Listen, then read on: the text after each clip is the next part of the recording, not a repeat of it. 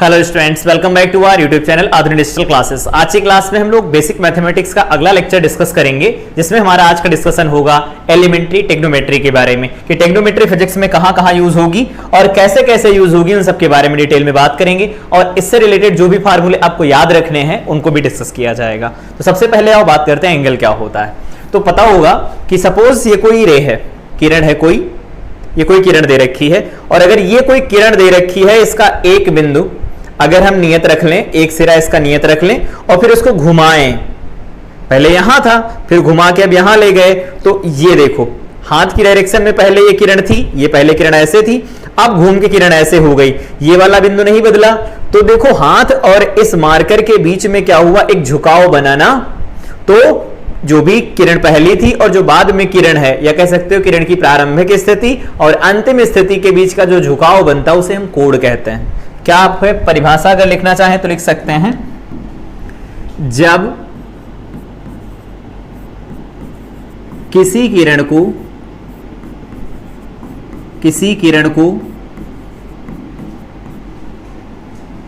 एक सिरे के सापेक्ष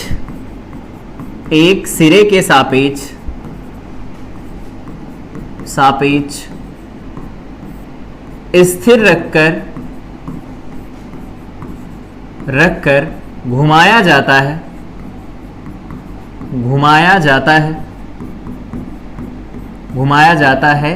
तो किरण की प्रारंभिक स्थिति, जब किसी किरण को, तो किरण की प्रारंभिक स्थिति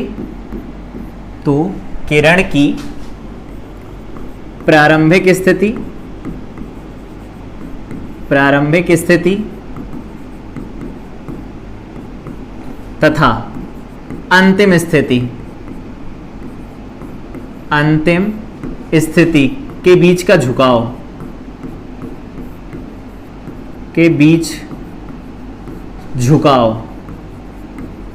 कोण कहलाता है। ये परिभाषा तो आप लोगों ने क्लास 10th में पढ़ी होगी, जब त्रिकोणमिति आप लोग पढ़ रहे होंगे। उम्मीद है कि याद होगी। नहीं याद है तो सिंपल ही याद रख सकते हैं कि कोई किरण यहां पर थी, ये थी इसकी प्रारंभिक स्थिति और इसको घुमा दिया गया कुछ, तो ये हो गई इसकी अंतिम स्थिति। तो प्रारंभिक स्थिति और अंतिम स्थिति के बीच में जो झुकाव बना, इसी को हम कहते हैं कोण। यहां जो थीटा है ये किसको डिनोट कर रहा है, ये कोण को डिनोट कर रहा है,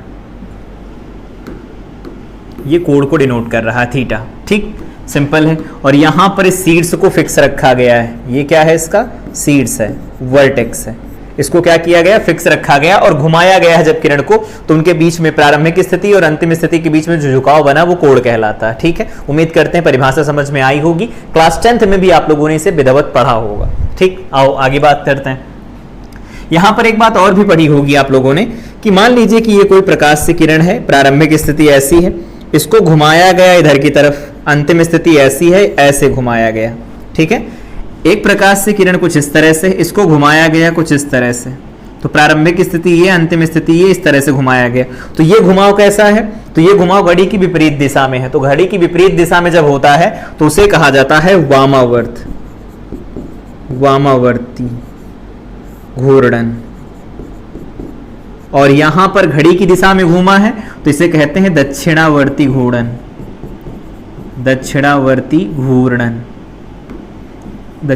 घूर्णन हो गया।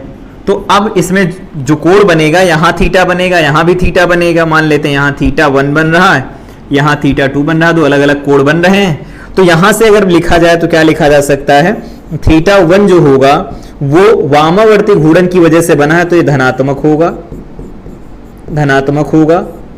कोण होगा।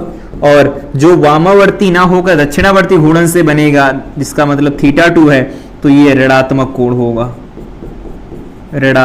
होगा।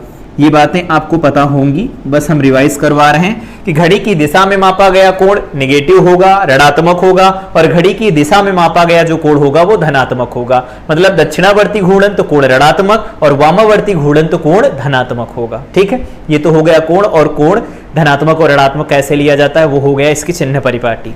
अब बात करते हैं कि इसको मापा जाता है तो उसकी पद्धतियां कौन कौन सी हैं। तो इसकी दो पद्धतियां हैं, एक तो डिग्री पद्धति है और दूसरी पद्धति है जिसको हम बोलते हैं सर्कुलर। तो यहां पर हम बात करते हैं, इंग्लिश में बोला जाता है इसे सेक्साजेसिमल, हिंदी में इसे कहते हैं साष्टिक पद्धति। ये पहली है, इसमें कोण को मापा जाता है। ठीक है, दूसरी पद्धति भी है, दूसरी पद्धति को कहा जाता है वृत्तीय पद्धति। वृत्तीय पद्धति जिसको हम कहते हैं सर्कुलर सिस्टम, वृत्तीय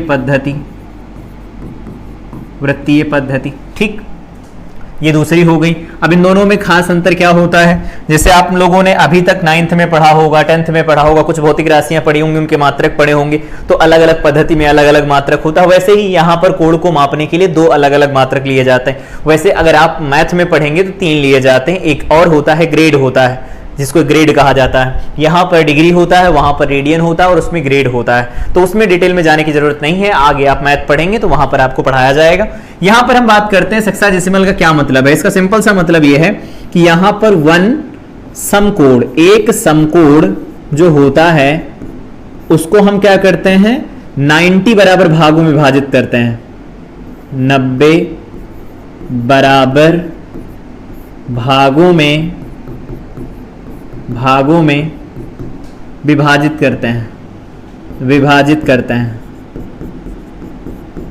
विभाजित करते हैं, 90 बराबर भागों में विभाजित करते हैं। प्रत्येक भाग डिग्री कहलाता है, प्रत्येक भाग डिग्री कहलाता है। तो इस पद्धति में समझ में आया होगा कि 90 बराबर भागों में किया जाता है एक समकोण। एक समकोण का मतलब सिंपल सा ऐसा कि मान लीजिए कि ये दोनों लाइनें हैं, एक दूसरे के लंबवत हैं, तो समकोण यहां पर बनेगा, तो एक समकोण हुआ। ये क्या है, एक समकोण है। इस एक समकोण को 90 बराबर भागों में बांटा जाता है और प्रत्येक भाग डिग्री कहलाता है। तो सिंपल सा ऐसा नहीं कह सकते कि एक समकोण जो होगा, एक समकोण 90 बराबर भागों में बांटा गया है और एक भाग को डिग्री कहा गया है, तो हम इसको 90 डिग्री नहीं लिख सकते, बिल्कुल लिख सकते हो। डिग्री को यहां छोटा सा 0 लगा के लिखा जाता है। तो एक समकोण यहां 90 डिग्री के बराबर होता है। अगर बात करें 1 डिग्री, तो ये 60 मिनट के बराबर होता है। यहां पर जो डैश लगाया गया है मिनट है, इसका मतलब क्या है 60 मिनट है, अलग से हम लिख देते हैं। और इसी तरह से अगर बात करें यहां पर 1 मिनट, तो वो बराबर होता है 60 सेकंड के। ये हो गया 60 सेकंड्स, ठीक है, 60 सेकंड हो गए। तो इसमें याद रहेगा कि साष्टिक पद्धति जो है या सेक्साजेसिमल पद्धति है, इंग्लिश इसमें याद रखो, हिंदी में पता नहीं, इंग्लिश में याद रखो कि इस पद्धति में क्या होता है, एक समकोण को 90 बराबर भागों में बांटा जाता है, प्रत्येक भाग डिग्री कहलाता है। क्लियर हो गया होगा। ये छोटी छोटी बातें हैं, आपको पहले से पता होंगी, नहीं पता तो आप नोट कर सकते हैं इसे, ठीक है। बाकी ये पैनल पीडीएफ आपको प्रोवाइड करा दी जाएगी। वृत्तीय पद्धति की अगर बात करें तो वृत्तीय पद्धति में क्या किया जाता है, यहां पर मान लो कि हम एक वृत्त बना रहे हैं, ये वृत्त बना दिया, वृत्त ले लो यहां से, क्या दिक्कत है, ये वृत्त मान लो यहां से ले लिया, ठीक। इस वृत्त में अगर देखा जाए तो यहां एक समकोण बन रहा है, ये एक समकोण बन रहा है, एक समकोण है ये, किसी को कोई दिक्कत नहीं आ रही होगी, एक समकोण हो गया ये। जैसे यहां पर एक समकोण था वैसे वहां एक समकोण है, बढ़िया है। अब यहां पर एक समकोण हो गया ये। अब इसका ये वाला जो चाप है दिख रहा होगा, ये इसका जो 1/4 चाप है, मान लो ये ए बिंदु है और ये बी बिंदु है, तो यहां पर चाप ए बी की अगर बात करें, चाप ए बी वो कितना होगा, अगर इसकी त्रिज्या स्मॉल आर है तो चाप कितना लिखा जाएगा 2πr, तो टोटल परिधि हो गई उसका 1/4 लिखना है, तो यहां पर हम लिख सकते हैं 2πr और बटा 2 लिखा जाएगा। तो यहां से ऐसा नहीं बोल सकते एक समकोण किसके बराबर हो जाएगा, तो एक समकोण यहां से बराबर होगा, कितने रेडियन के बराबर होगा वो लिखना है हमें। तो अगर हम कोण की बात करें तो कोण का आप लोगों ने फार्मूला पढ़ा होगा, कोण बराबर होता है इस वृत्तीय पद्धति में चाप बटे त्रिज्या। उम्मीद है कि ये याद होगा, अभी तक नहीं याद है तो लिख लीजिए, कोण बराबर चाप बटे त्रिज्या होता है। यहां पर जो कोण का मान निकल के आता है वो रेडियन में निकल के आता है, जिस पद्धति की हम अभी इस समय बात कर रहे हैं। इसमें रेडियन मात्रक होता है तो रेडियन में निकल के आएगा, इस बात का ध्यान रखना है। तो एक समकोण बराबर क्या होगा, तो चाप बटे त्रिज्या, चाप मतलब चाप AB और बटे त्रिज्या मतलब R। चाप AB का मान कितना है 2 पाई R, या फिर इसको काट दो तो लिख देते हैं, अच्छा 2 पाई R डिवाइडेड बाई में यहां पर 4 होगा, ध्यान रखना, 1/4 होगा ना, 1/4 होगा, 1/4 हो गया, ये भी हो गया, ठीक। अब यहां पर 4 हो गया और डिवाइडेड बाई में R हो गया, तो इसको देखो ये क्या निकल के आया, पाई बटा 2 निकल के आया है। यहां पर एक समकोण का मान इतना है, तो एक समकोण बराबर पाई बटा 2, और ये किस में आया है तो नहीं पता, तो मतलब रेडियन, ये रेडियन में आया। रेडियन को ऐसे भी लिखा जाता, पाई बाई 2 लगा दिया जाता है और साथ में ऊपर छोटा सा c लगा देते हैं, इस बात का मतलब भी रेडियन ही होता है। उम्मीद करते हैं दोनों पद्धतियां आपको समझ में आई होंगी। पहली पद्धति में क्या किया जाता है, एक समकोण को 90 बराबर भागों में बांटते हैं, प्रत्येक भाग डिग्री कहलाता है, 1 डिग्री में 60 मिनट होते हैं और 60 मिनट में मतलब 1 मिनट में 60 सेकंड होते हैं, ठीक। यहां पर क्या हुआ, यहां पर हम कोण बराबर चाप बटे त्रिज्या का फार्मूला लगाते हैं, एक समकोण का संबंध निकालते हैं, तो वो पाई बटे 2 रेडियन के बराबर निकल के आता है। तो सिंपल यहां से ऐसा नहीं कहा जा सकता, यहां से एक समकोण किसके बराबर 90 डिग्री के बराबर, तो हम अगर यहां से लिखना चाहें एक समकोण, दोनों को मिला रहे हैं इस समय, देखना एक समकोण, तो बताओगे इस पद्धति के हिसाब से वो किसके बराबर होगा 90 डिग्री के, और वहां एक समकोण किसके बराबर होगा, तो जाहिर सी बात है पाई बटा 2 रेडियन के बराबर होगा, पाई बटा 2 रेडियन के बराबर होगा। ये आया, तो यहां से देखो 1 डिग्री क्या निकल के आएगा, 90 को नीचे भेज दो तो हो जाएगा पाई बटा 180 रेडियन आएगा, पाई बटा 180 रेडियन आएगा 1 डिग्री। और अगर यहां से एक और बात पूछी जाए कि 1 रेडियन कितना होगा, तो इसका उल्टा कर दो, 1 रेडियन कितना होगा, तो 1 रेडियन की अगर बात करें तो ये आ जाएगा 180 बाई पाई डिग्री। ये सारी बातें आप अपनी नोटबुक में नोट करते हुए चलेंगे, यूज करना पड़ेगा आपको। तो यहां 1 डिग्री की वैल्यू पाई बटा 180 रेडियन आएगी, या 1 रेडियन की वैल्यू 180 बटा पाई डिग्री आएगी। तो यहां से एक कंक्लूजन हम निकाल रहे हैं, लिखना यहां अपने नोटबुक पर स्टार लगा के मार्क करना कि अगर मान लो डिग्री दिया गया है, डिग्री दिया गया है और उसको आपको रेडियन में बदलना है, रेडियन में बदलना है, तो आपको क्या करना होगा, गुणा कराना होगा, किससे, डिग्री को रेडियन में बदलना है तो पाई बटे 180 से गुणा कराना होगा, ठीक है। लेकिन अगर हम रेडियन से डिग्री की तरफ जा रहे हैं तो यहां पर 180 बटे पाई से गुणा कराना होगा, ध्यान ये रखना है आप लोगों को। उम्मीद करते हैं कि याद होगा। तो ये था कोण और उस कोण के बारे में, कौन कौन सी पद्धति में इसे कैसे कैसे मापा जाता है, दोनों पद्धतियों में संबंध हो गया। 1 डिग्री का मान पाई बटा 180 रेडियन हो गया, 1 रेडियन 180 बटा पाई डिग्री के बराबर हुआ। डिवाइड करना होगा, कर लेना, पाई की वैल्यू आप जानते हैं, ठीक है। कैलकुलेशन में हम इंटरेस्टेड नहीं है, सिर्फ इतनी बात है कि आप समझ पाए चीजों को, कहां कहां पर कैसे कैसे यूज किया जाएगा। अगर डायरेक्ट वे में अगर यूज करेंगे हम इसे फिजिक्स के अंदर तो आप उसे समझ पाए, इसलिए हम यहां समझा रहे हैं, ठीक। इस बात को आओ थोड़ा इधर समझ लेते हैं ठीक से। यहां पर अगर मान लो एक एग्जाम्पल लेके समझें, एग्जाम्पल लेकर के समझा जाए, ए पॉइंट है 15 डिग्री, बी पॉइंट दे रखा है 12 डिग्री, सी पॉइंट दे रखा है 60 डिग्री, डी पॉइंट दे रखा है 30 डिग्री और ई पॉइंट दे रखा है ये 45 डिग्री और एफ पॉइंट दे रखा है 30, 60, 45, 90 तो हो ही गया, 120 चलो लिख लेते हैं, 120 हो गया। अब इन सबको क्या बदलना है, रेडियन में बदलिए, रेडियन में बदलिए, रेडियन में बदलिए। तो रेडियन में बदलना होगा तो आओ पहले की बात करें, हल करें इसे। तो पहले का हल बताइए, 15 डिग्री लिखा है और अभी अभी हम लोगों ने लिखा है कि जब डिग्री को हमें रेडियन में बदलना होगा तो पाई बटे 180 से गुणा कराना है, तो करवा दो 15 और ये हो जाएगा पाई बटे 180। तो 15 से कितना कटेगा, 15 एक कम 15, 15 दूना 30, ये बन जाएगा और इसको हम रेडियन लिख दें, चाहे इस पर छोटा सा सी लिख दें तो भी वो रेडियन ही है। बी पॉइंट की अगर बात करें, यहां पर 12 डिग्री लिखा गया है तो 12 डिग्री की बात करें तो यहां होगा 12 गुणे पाई बटा 180। अगर बात करें तो ये कट जाएगा, 12 एक कम 12, 12 6, 12 पंचे 60 हो जाएगा, डिग्री, रेडियन में बदल गया। सी की बात करें तो 30 डिग्री 60 है, 60 डिग्री दे रखा है, तो 60 और ये बनेगा पाई बटा 180। अब ये रेडियन में बदल गया तो 6 त्रिक 18 पाई बटा 3 रेडियन बन गया। ठीक है, सी के बाद में डी आओ, क्या दे रखा है 30 डिग्री दे रखा है। 30 डिग्री को बदलेंगे तो कैसे आएगा, ये आएगा, छोड़ो ये वाले आपके होमवर्क हो गए, ये आप खुद ही बदल लेना, इतना तो समझ में आ ही गया होगा, ये आपको खुद ही बदल लेना। ध्यान ये रखना है, कुछ चीजें हैं हम आपको नोट करवा देते हैं, बदलने के बाद जो यहां आएंगे उनकी बात कर लेते हैं हम। इधर लिख देते हैं। यहां पर सबसे पहली बात करें अगर, तो आपको याद रखना 30 डिग्री, 30 डिग्री लिखा जाता है पाई बाय 6 रेडियन। 45 डिग्री की बात करें तो ये होता है पाई बाय 4 रेडियन, और 60 डिग्री की बात करें तो ये होता है पाई बाय 3 रेडियन।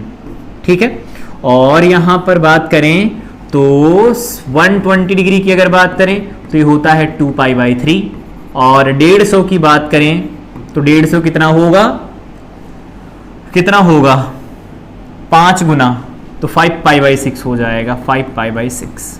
ठीक है, पाई बाय 6 का मतलब क्या है 30, 30 पंचे क्या हो जाएगा, 3 5 15, 150 हो गया, तो ये इतना आ गया। ये बात आपको याद रखनी है, ध्यान रखना है, इनको डिग्री में भी याद रखना आपको, इनको रेडियन में भी याद रखना, कंफ्यूजन ना होने पाए, बात का ध्यान रखना। बाकी बदल लेना, इससे मिला लेना, यही रिजल्ट आएंगे। तो ये था कोड के बारे में कि कोड क्या होता है, कौन कौन सी पद्धतियां होती हैं और इसको मापा जाता है तो बदला कैसे जाता है, वो यहां समझ गए। आओ कुछ और बातें करते। त्रिकोणमितीय अनुपात आप लोगों ने पहले से पढ़ रखा है, 10th में पूरा चैप्टर था, यहां पर हम रिवाइज करवा देते हैं फटाफट। आओ, यहां पर एक त्रिभुज बन गया जिसको आप कहते हो समकोण त्रिभुज हो गया।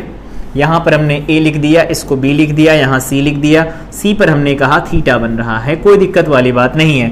तो यहां थीटा अगर ये बना तो थीटा के सामने लंब होता है, तो ये हो जाएगा लंब। ठीक है, ये आधार हो जाएगा और ये हो जाएगा कर्ण। ठीक, इसमें कौन कौन सी बातें याद रखनी है आपको, साइन थीटा किसके बराबर होता है, कॉस थीटा किसके बराबर होता है, और टैन थीटा किसके बराबर होता है। लिख रहे हैं तो बाकियों को भी लिख दीजिए, कॉट थीटा किसके बराबर होता है, सेक थीटा किसके बराबर होता है, और कॉसेक ऑफ थीटा किसके बराबर होता है। तो बोलिए, साइन थीटा में पढ़ा होगा आपने, लंब बटे कर्ण होता है। ठीक है, कॉस थीटा क्या होता है, आधार बटे कर्ण होता है। टैन थीटा क्या होता है, लंब बटे आधार होता है, तो ये हो जाएगा आधार बटे लंब। यहां से थीटा की अगर बात करें तो कर्ण बटे आधार हो जाएगा, यहां पर हो जाएगा कर्ण बटे लंब। ये इतनी बातें आपको एक्स्ट्रा हैं जो याद रखनी है, इससे रिलेटेड कोई कंफ्यूजन नहीं होगा इतने से। यहां से सी को हटा देते हैं, इधर सी को बना देते हैं। ठीक, अब इससे रिलेटेड कौन कौन सी बातें आपको याद रखनी वो समझो।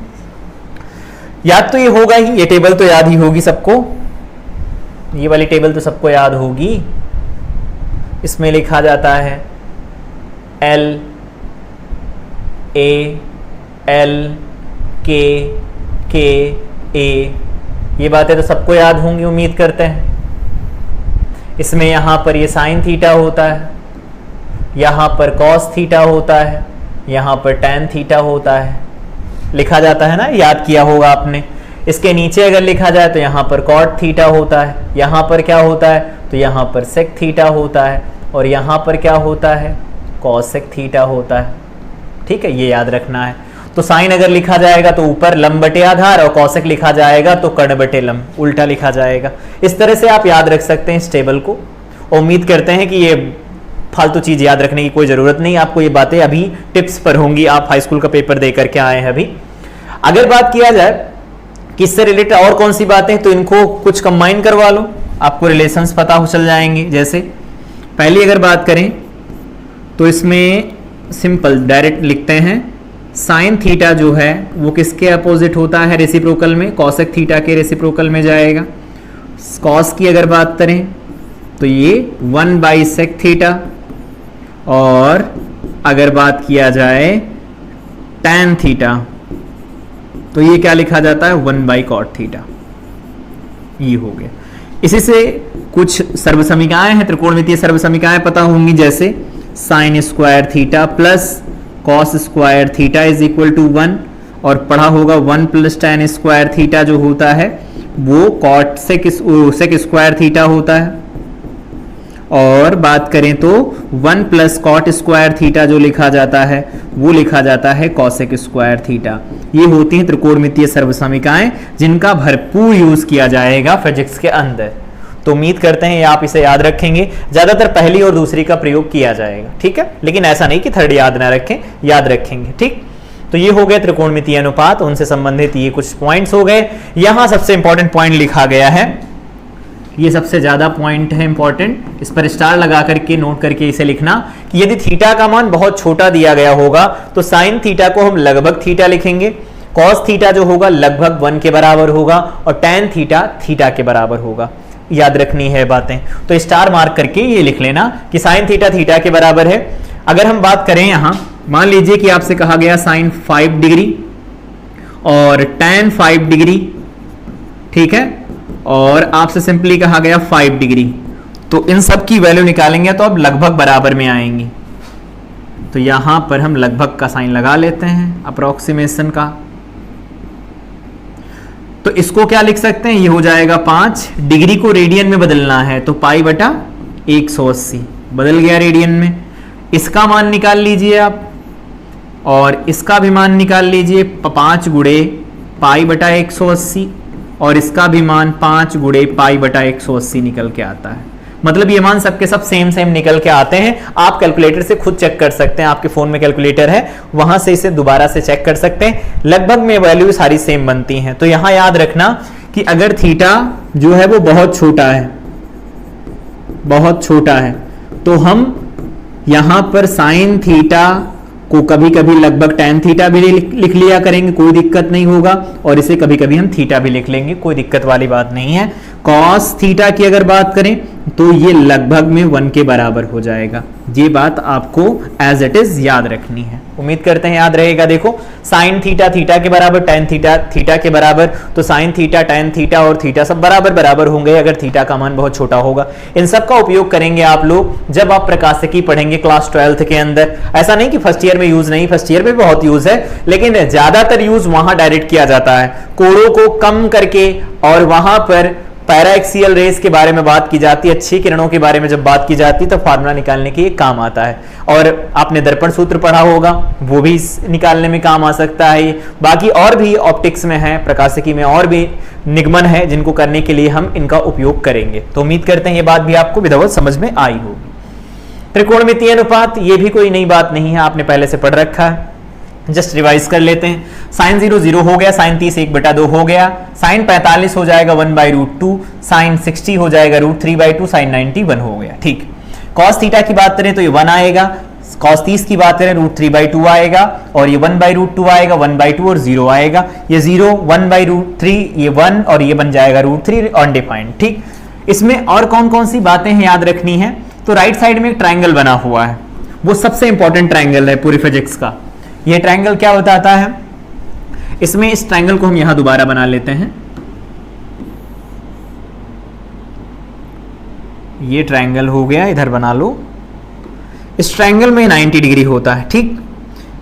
ये एंगल 37 डिग्री हो गया, तो ये 90 डिग्री है ही, तो अगर ये 37 90 तो ये हो जाएगा 53, ठीक है, 53 है। अब बातें सुनो हमारी, सबसे पहला बात करें तो इसमें सबसे छोटा कोण, सबसे छोटे कोण के सामने सबसे छोटा नंबर,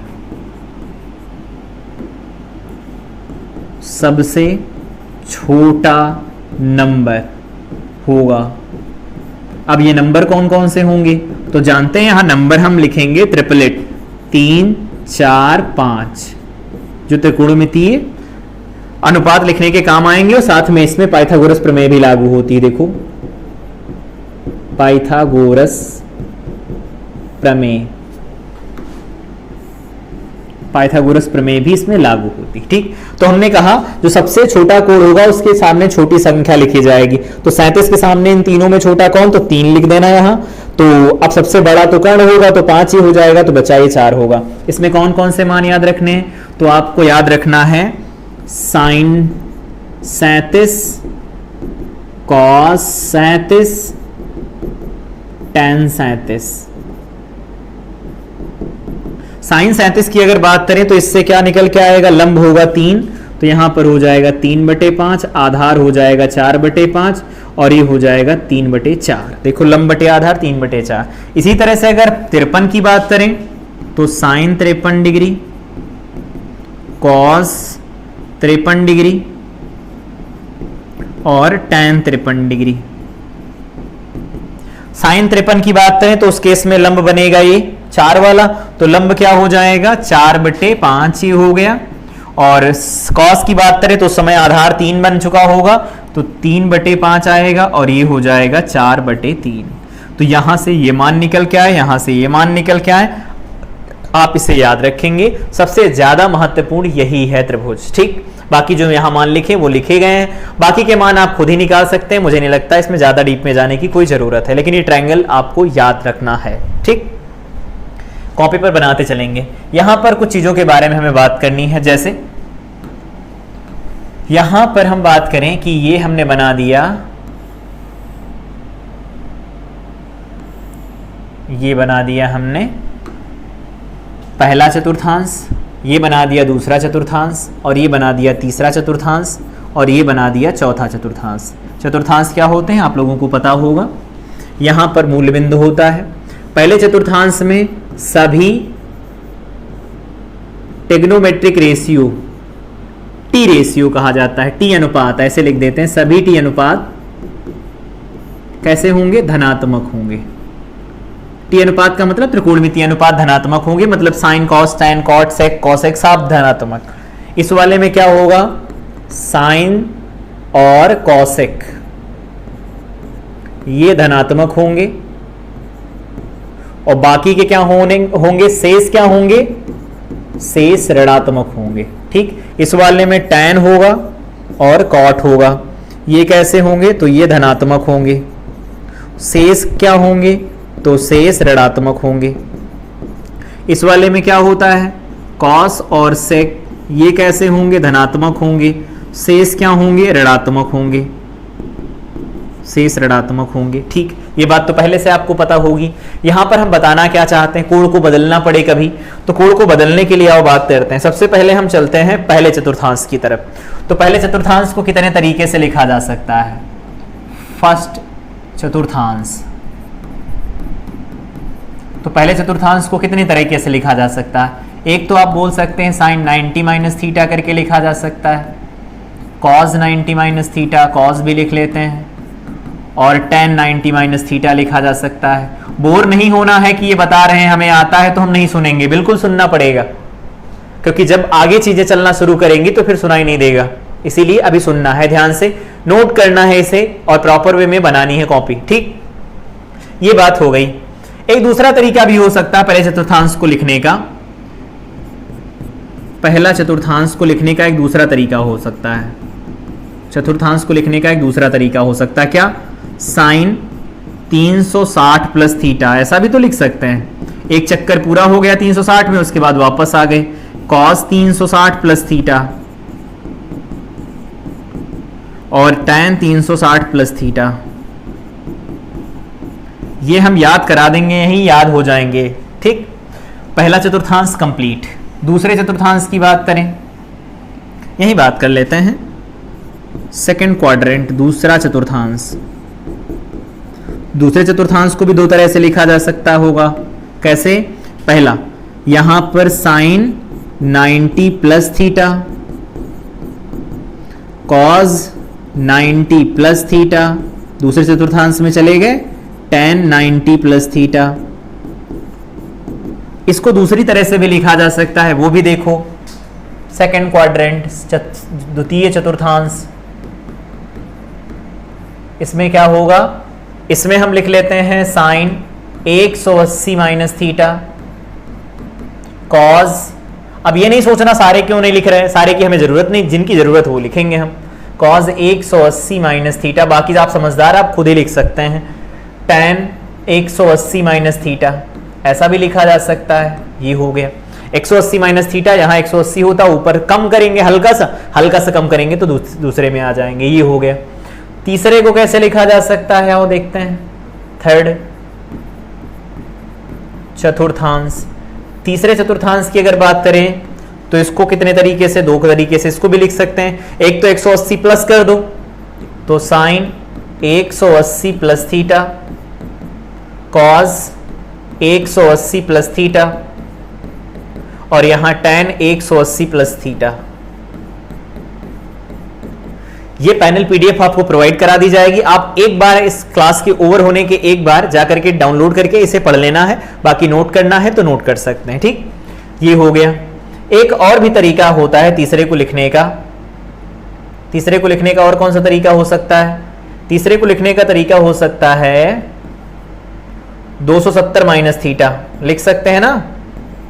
270 इधर उधर बांटता है ना, 270 यहां नीचे आएगा तो इधर तीसरे और चौथे को बांटेगा, तो इसको क्या लिखा जा सकता है देखो, तो हम इसको लिख सकते हैं sine 270 minus theta cos 270 minus theta tan 270 minus theta. ठीक है, चलो तीसरा चतुर्थांश कंप्लीट हो गया। तीसरे के बाद में चौथे चतुर्थांश की बात करते हैं। चौथा चतुर्थांश,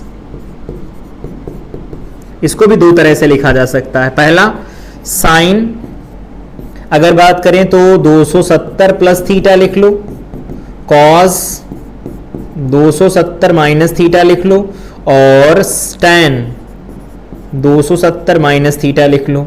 बढ़िया, सही है। एक और तरीका है इसे लिखने का, वो क्या है? इसको लिखने का एक तरीका हो सकता है sine 360 minus theta cos 360 minus theta और tan 360 माइनस थीटा। ये हो गया। ठीक, अब एक और रह गया है, वो लिखना बाकी रह गया है। कहां लिख देते हैं हम? इधर ही लिख देते हैं। Sine minus theta cos minus theta, चौथे की बात हो रही है tan माइनस थीटा। ये हो गया। ये किसकी बात है? चौथे की बात हो रही है, फोर्थ की बात है। ठीक है, अब इसको लिखना है, यहीं के यहीं याद हो जाएगा। समझना क्या है, 90 जब आएगा, 90 डिग्री आए या 270 डिग्री आए तो उस केस में क्या होगा? उस केस में साइन बदलेगा कॉस में और कॉस बदलेगा साइन में, tan बदलेगा कॉट में और कॉट बदलेगा tan में, सेक बदलेगा कॉसेक में, कॉसेक बदलेगा सेक में। बस इतना याद रखना है, बाकी सब फाइनल। मतलब क्या है, 270 जब आएगा तो साइन कॉस tan कॉट आपस में बदलेंगे। ठीक है, बाकी किसमें कौन पॉजिटिव निगेटिव होगा वो तो यहां लिखा ही गया है, सही है। बाकी जो होंगे, बाकियों पर क्या होगा? कुछ भी नहीं होगा। बाकी जब आएंगे तो उसमें कुछ भी नहीं होने वाला, कुछ भी नहीं होगा। तो चलो इनको लिख लेते हैं। सबसे पहले बताओ, यहां 90 है, इसका मतलब है 90 है तो साइन कॉस में, tan कॉट में, सेक कॉसेक में बदल जाएगा। बढ़िया, तो साइन बदल के हो गया कॉस थीटा, कॉस बदल के हो गया साइन थीटा, tan थीटा बदल के हो गया कॉट थीटा। अब चिन्ह लगाने हैं इनके आगे। पहले चतुर्थांश में पहले में सभी धनात्मक होते हैं तो सभी प्लस हो जाएंगे, लगाओ या ना लगाओ कोई बात नहीं। ठीक, पहले चतुर्थांश को इस तरह से भी लिखा गया है, तो इसमें एक 360 है, तो इसमें देखो 360 तो है नहीं, इसका मतलब जो जैसा है वैसा रहेगा, बस चिन्ह लगेगा उसका चतुर्थांश के हिसाब से। तो चिन्ह लगेगा तो लगाओ, साइन साइन रहेगा, कॉस कॉस रहेगा, tan tan रहेगा और दोनों सबके सब पहले में है तो इसमें भी धनात्मक धनात्मक हो गया। बढ़िया, कोई दिक्कत नहीं, सही है। दूसरे चतुर्थांश की तरफ चलो। दूसरे में लिखा गया है 90 प्लस थीटा। दूसरे चतुर्थांश में अब 90 है, 90 प्लस हो माइनस इस बात से कोई फर्क नहीं पड़ता, 90 है मतलब बदलेंगे, और बदलेंगे तो साइन होगा कॉस में, कॉस होगा साइन में, tan होगा कॉट में। चलो बढ़िया, अब चिन्ह लगाने हैं। अब दूसरे चतुर्थांश में कौन धनात्मक होता है? तो केवल साइन और कौशिक होते हैं। तो साइन धनात्मक होता है, तो जब ये खुलेगा तो ये धनात्मक, बाकी दोनों के दोनों ऋणात्मक हो जाएंगे। समझ में आया? साइन इनको देख के चिन्ह नहीं लगाने हैं, चिन्ह इनको देख के लगाना कि साइन था, साइन तीसरे चतुर्थांश में होगा तो धनात्मक हो, दूसरे में होगा धनात्मक होगा, कॉस दूसरे में होगा ऋणात्मक होगा, tan दूसरे में होगा तो ऋणात्मक होगा। इधर वालों को देख करके इधर वाले चिन्ह लगाए जाएंगे। ठीक, बढ़िया। वहां देखो दूसरा चतुर्थांश एक और तरीके से लिखा गया है। ये कहते हैं 180 माइनस थीटा लिख लो। 180 वहां नहीं है, इसका मतलब कोई नहीं बदलेगा, कोई नहीं बदलेगा मतलब साइन थीटा रहेगा, कॉस थीटा रहेगा और tan थीटा रहेगा, बाकी सब मस्त है। ठीक, यहां पर देखो 180 माइनस थीटा दूसरे चतुर्थांश में है, हम दूसरे में है तो दूसरे में साइन धनात्मक होता है, कॉस ऋणात्मक होता है, tan ऋणात्मक होता है, बात हो गई खत्म। इस तरह से इससे आओ लिखो। अब 180 है, फिर नहीं बदलेंगे, जो डिब्बे में लिखा उसके अलावा कोई कोड नहीं बदल सकता, तो इसका मतलब साइन है तो ये कॉस हो जाए। एक मिनट, साइन है तो साइन ही रहेगा और यहां कॉस है तो कॉस थीटा ही रहेगा और tan है तो tan थीटा ही रहेगा। अब हम तीसरे चतुर्थांश में चले गए। तीसरे में कौन धनात्मक? tan और cot धनात्मक, बाकी के ऋणात्मक हैं। तो tan और cot, tan धनात्मक है, बाकी सब ऋणात्मक, तो मतलब ये दोनों के दोनों ऋणात्मक हो गए। ठीक, इधर वाले को आओ लिखो। 270 आ गया, इस डिब्बे में गए, 270 पर बदलेंगे तो साइन बदल जाएगा कॉस में, कॉस बदल जाएगा साइन में, फिर tan बदल जाएगा cot में। चिन्ह लगाने हैं, लगा लो। साइन थीटा तृतीय चतुर्थांश में माइनस होगा, कॉस तीसरे में माइनस होगा, tan तीसरे में धनात्मक होगा। बात हो गई खत्म। तो इस तरह से लिख लिया।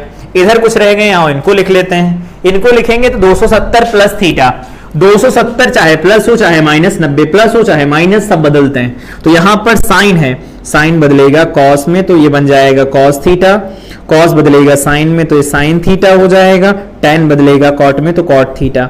अब चौथे चतुर्थांश की बात हो रही, जो चौथे में धनात्मक केवल ये होता है, ये दोनों के दोनों ऋणात्मक हो जाएंगे। इधर वालों को देख करके चिन्ह लगाए गए, इस बात का विशेष ध्यान रखा जाएगा। 360 माइनस थीटा लिखा जाए तो 360 माइनस थीटा, 360 माइनस थीटा चौथा चतुर्थांश। तो अब 360 है तो बदलेगा तो है नहीं, साइन थीटा लिखा रहने दो। ये कॉस थीटा है तो कॉस थीटा लिखा रहने दो, tan थीटा है तो tan थीटा लिखा रहने दो, कोई दिक्कत वाली बात नहीं है। अब यहां पर चौथे चतुर्थांश की बात हो रही, चौथे में कौन धनात्मक होता है? तो कॉस धनात्मक होता है, साइन ऋणात्मक होता है, tan ऋणात्मक हो गया, खत्म। यहां पर जो लिखे हैं साइन माइनस थीटा, मतलब एंगल जब हम इधर से मापते हैं घड़ी की विपरीत दिशा में, तब तो ये धनात्मक होता अभी पड़ा, तो जब नीचे की तरफ आप माप लेंगे एंगल को तो ये ऋणात्मक नहीं हो जाएगा। ऋणात्मक का मतलब इधर हम चौथे चतुर्थांश में जा रहे हैं, चौथे में जा रहे हैं तो साइन चौथे में ऋणात्मक होता तो ये माइनस बाहर फेंक देगा, कॉस माइनस अपने पास रख लेगा, चौथे में धनात्मक होता है तो ये कॉस थीटा हो जाएगा, tan माइनस बाहर फेंक देगा तो tan थीटा हो जाएगा माइनस साइन के साथ। उम्मीद करते हैं कि जो बोर्ड पर लिखा है वो आज के बाद आप भूलेंगे नहीं। आप मैथ भी पढ़ेंगे तो भी ये काम करेगा, आप फिजिक्स पढ़ेंगे तो भी ये काम करेगा। यहां जो डिब्बे में लिखा है उस बात का ध्यान रखना, 90 हो या 270 हो, प्लस हो या माइनस, इस बात से कोई फर्क नहीं पड़ता। त्रिकोणमितीय अनुपात आपस में परिवर्तित होंगे, चिन्ह उनके हिसाब से लगेंगे जिसमें वो हैं। जिस चतुर्थांश में जो धनात्मक होगा वो धनात्मक होगा, जो ऋणात्मक वो ऋणात्मक चिन्ह के साथ लिखा जाएगा। उम्मीद करते हैं कि हम इसे आपको समझा पाए, आपको याद करवा पाए हैं। ठीक, आगे बात करते हैं कुछ त्रिकोणमितीय अनुपात, कुछ सूत्र भी हैं आपको याद रखने हैं। आओ देखो, साइन ए प्लस बी की अगर बात करें हम तो यहां पर इसका सूत्र होता है sign A cos B plus cos A sine B, cos A sine B होता है। ठीक है, और अगर बात करें साइन ए माइनस बी तो जैसे लिखा वैसे ही यहां पर छाप दो, sign A cos B cos A sine B, जहां पर प्लस है वहां माइनस चिपका दो। बढ़िया। कॉस के केस में कुछ गड़बड़ होती है, वो इसे याद रखना पड़ेगा आपको। फार्मूला लिख देते हैं पहले, कॉस ए प्लस बी का होता है कॉस ए कॉस बी, और यहां साइन ए साइन बी। इनमें क्या है, साइन कॉस एक साथ चल रहे हैं, इस वाले में क्या है, साइन कॉस अलग अलग चल रहे हैं। ठीक, यहां पर बात करें तो cos A cos B sign A sine B. ठीक, अब एक बात देखो, यहां धनात्मक लगा तो यहां ऋणात्मक लगा देना, यहां ऋणात्मक लगा तो यहां धनात्मक लगा देना, ये उल्टे चिन्ह के साथ खुलते हैं। tan थीटा की अगर बात करें तो इसको याद रखना आप, tan a plus tan b upon 1 minus tan a tan b। ये फार्मूला आपने विधिवत पढ़ा होगा 10th में। अगर इसकी बात करें तो इसमें बस माइनस लग जाएगा, tan a minus tan b और upon 1 plus tan a tan b हो जाएगा, tan a tan b दी हो गया। ये भी सूत्र आपको याद रखने हैं। ये सूत्र क्या कहते हैं, शायद साइन 2a लिखा है तो क्या करो, 2a का मतलब कब 2a हुआ होगा, a प्लस a 2a हुआ होगा, यहां रख दो ना, तो ये बन जाएगा साइन a, ये बन जाएगा कॉज a, ये बन जाएगा कॉज a, ये बन जाएगा साइन a। तो sine a cos a sine a cos a 2 बार जुड़ेंगे तो बन जाएगा 2 साइन a इंटू में कॉज a। बात हो गई खत्म। इसका एक और फार्मूला होता है अलग से, उसे हम लिख देते हैं, लिख लेना 2 tan theta upon 1 plus tan square theta. जब आप मैथ पढ़ेंगे तो इनका यूज किया जाएगा। साइन को tan के टर्म में लिखना हो तो लिख सकते हैं, cos थीटा। अब ऐसा नहीं है कि यहाँ साइन थीटा होगा तो हम कुछ नहीं लिख पाएंगे, लिख सकते हैं। या साइन मान लो a लिखा गया है सिर्फ, तो इसका कोई फार्मूला नहीं होता, होता है। यहाँ पर 2a था तो a हो गया, यहाँ पर a है तो आधा हो जाएगा, तो 2 साइन a बटा 2 हो जाएगा, cos a बटा 2 हो जाएगा। यहाँ पर a था तो a का आधा a बाई 2, यहाँ 2a था तो उसका आधा a हो गया। तो चाहे जैसा हो, a बाई 2 होगा तो a बाई 4 हो जाएगा, a बाई 4 होगा तो a बाई 8 होगा, a बाई 8 होगा तो a बाई 16 हो जाएगा। इसकी बात करें तो इसके बहुत सारे फार्मूले हैं, लाइन से लिखते हैं और लाइन से आपको याद रखने, वेक्टर में काफी काम आएंगे, ठीक है। सदिश पढ़ना है तो वहां काम आएंगे।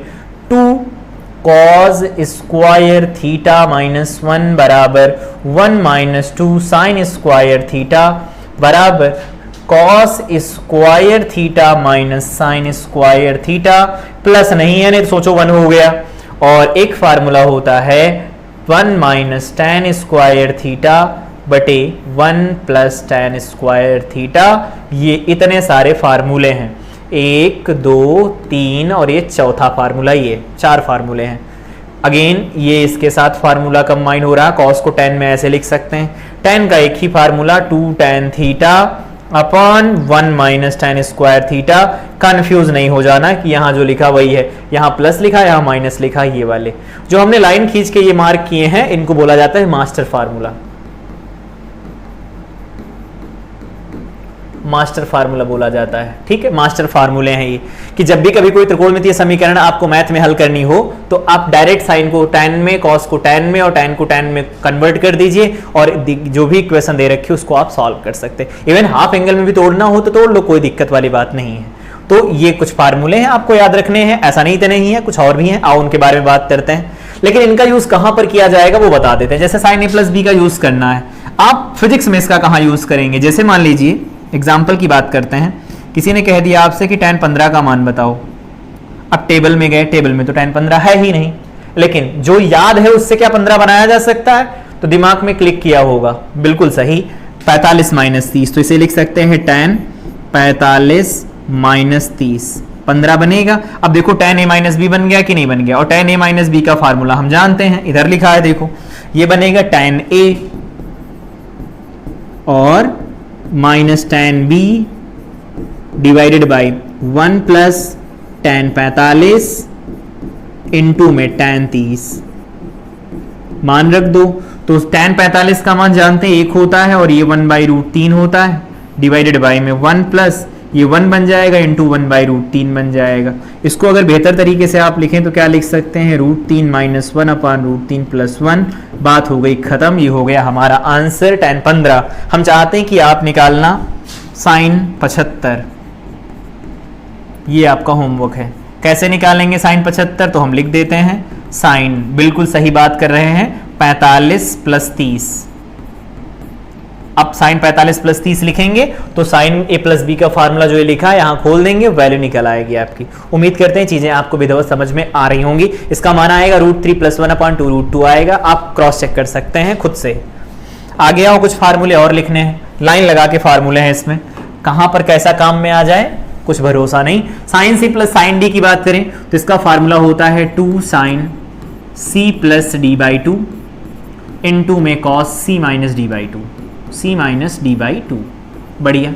अगर साइन सी माइनस डी की बात करें तो 2 cos C plus D by 2 into में sine C minus D by 2। देखो फ्लिप हो गए ना, उल्टा हो गए, ये यहां आ गया, इधर चला गया, ठीक।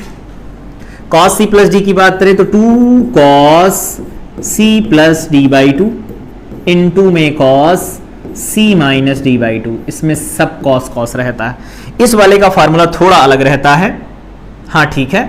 तो इसका फार्मूला रहता है 2 sin c प्लस डी बटा 2 और इंटू में होता है sin d माइनस सी बटा 2। अगर आप माइनस यहां से कॉमन लेंगे तो यहां माइनस आ जाएगा, तो उसे लिख सकते हैं sin c माइनस डी बटा 2। तो फार्मूले इसी तरह से आप याद रखेंगे, कोई दिक्कत वाली बात नहीं। आगे आओ, ये कुछ और फार्मूले हैं। 2 sin a cos b का फार्मूला क्या होता है? तो ये होता है sin a plus b plus sin a minus b। याद रहेगा? याद रहेगा। दूसरा वाला फार्मूला सेम ऐसा ही है, sin a plus b minus sin a minus b। चलो बढ़िया। इस वाले की बात करें तो इसका फार्मूला होता है cos a plus b plus cos a minus b। ये हो गया। इसकी बात करें तो इसका फार्मूला थोड़ा अजीब रहता है, इसको लिख लो।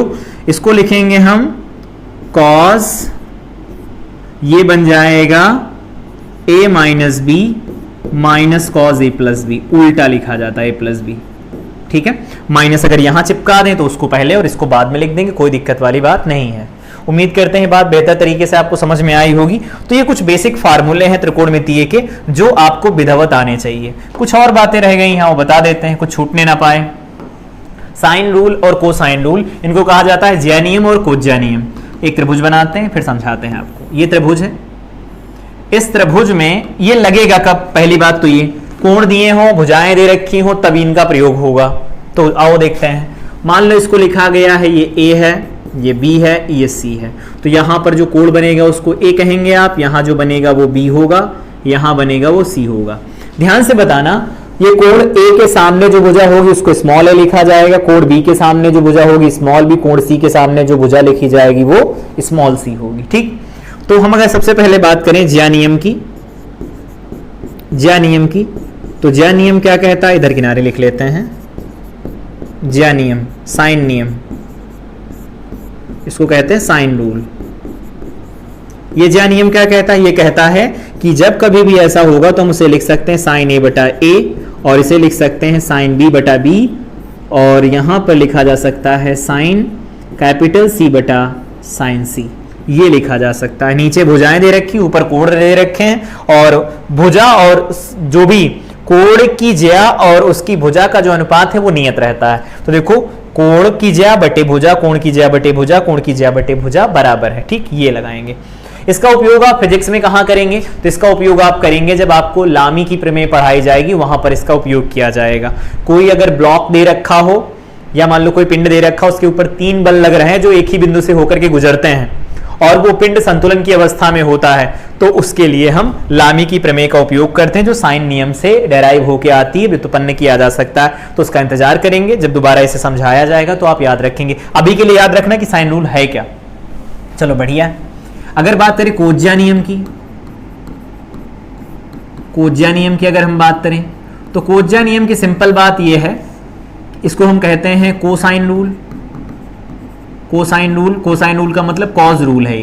ये कैसे डिनोट किया जाता है? तो बेसिकली ये एंगल्स के साथ है, कॉज ए, कॉज बी, या दूर दूर लिख लेते हैं कॉज बी, कॉज सी, इन सब का मान निकालना है तो ये लिखना होगा। अब इनको हम याद कराने का तरीका बताते हैं। जैसे ए लिखा है तो ए के बाद क्या आता है? बी आता है। तो इधर दाहिनी तरफ इसमें सब भुजाएं लिखनी, तो बी आएगा, बी लिख दो। उसके बाद में सी आएगा, सी लिख दो। सी के बाद क्या आएगा? ए आएगा, ए लिख दो। डिवाइडेड बाय जो दोनों लिखे हैं यहाँ पर पहले वाले उनको लिख दो और इनको दोगुना कर दो, ठीक। फिर इसी तरह से जैसे बी लिखा तो बी के बाद क्या आएगा? सी आएगा, सी के बाद क्या आएगा? ए आएगा, ए के बाद क्या आएगा? फिर बी आएगा। बटे में क्या लिखेंगे? सी और ए का दोगुना लिख देंगे, बढ़िया। इसी तरह सी के बाद क्या आता है? ए आता है, ए के बाद क्या आएगा? बी आएगा, बी के बाद सी आएगा, और बटे में क्या होगा? ए और बी का गुणा, तो 2ab हो जाएगा, बेहतर। अब इनका वर्ग कर दो, तो इसका वर्ग, इसका वर्ग, इसका वर्ग हो गया, इसका वर्ग, इसका वर्ग, इसका वर्ग हो गया। इसका वर्ग, इसका वर्ग, इसका वर्ग हो गया। तो जो यहां होगा उसके सामने माइनस, जो यहां होगा उसकी भुजा के सामने माइनस, जो कोण यहां उसकी भुजा के सामने माइनस, बाकियों पर प्लस लगा देंगे। ये है आपके पास कोज्या नियम, जिनको हम कोसाइन रूल कहते हैं। कोज्या नियम है ये, बढ़िया कॉस नियम। ठीक, अब कुछ पॉइंट्स हैं यहां पर हाईलाइट करके, वो हम बता देते हैं आपको। ये उल्टा बन गया,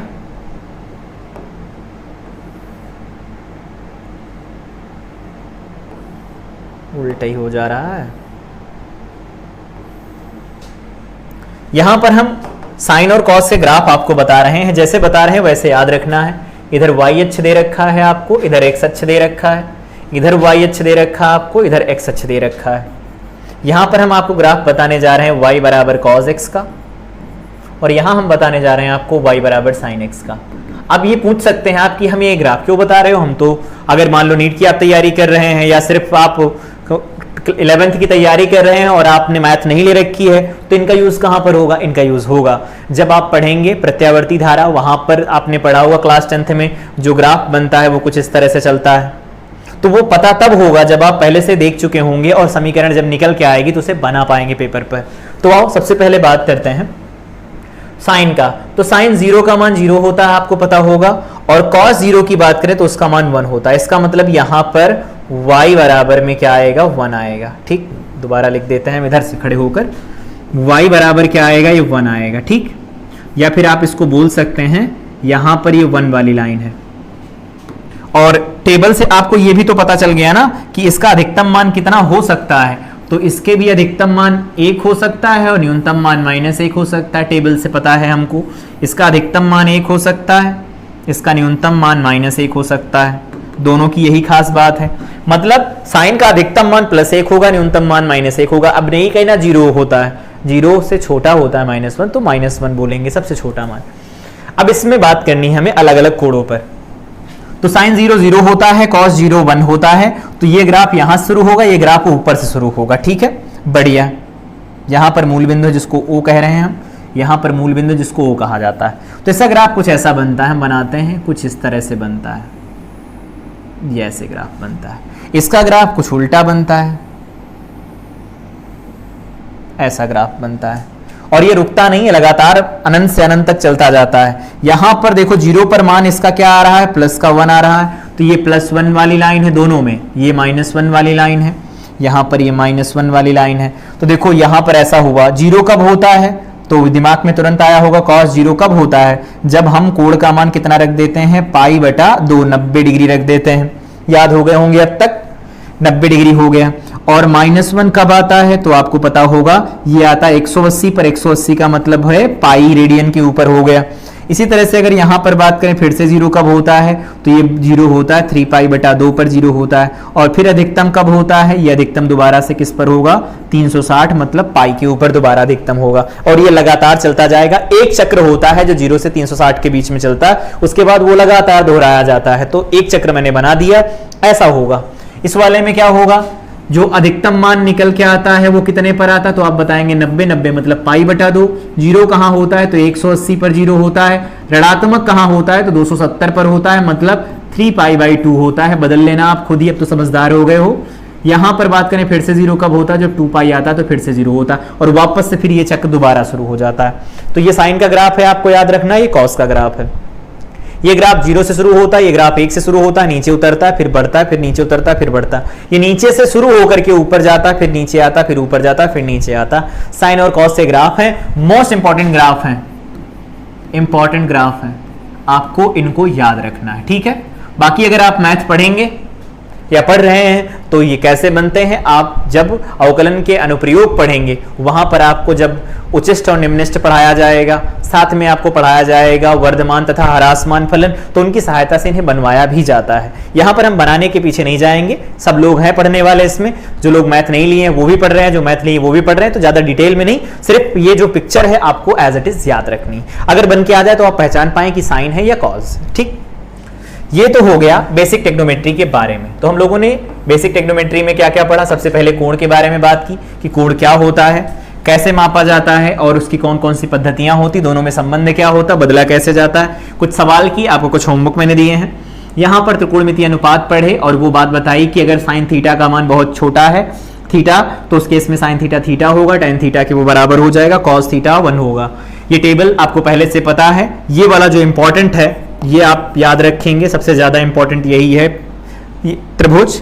इसके बाद अगर बात करें तो जो बातें यहां पर लिखी, मुझे लगता नहीं है कि आपको इसे याद रखना पड़ेगा, सब याद हो गया होगा अब तक। जो डिब्बे में लिखा यही बहुत है। यहां पर कुछ फार्मूले क्यों यूज किए जाते हैं उनके बारे में उधर एक होमवर्क लिखा, आप उसे करेंगे खुद से।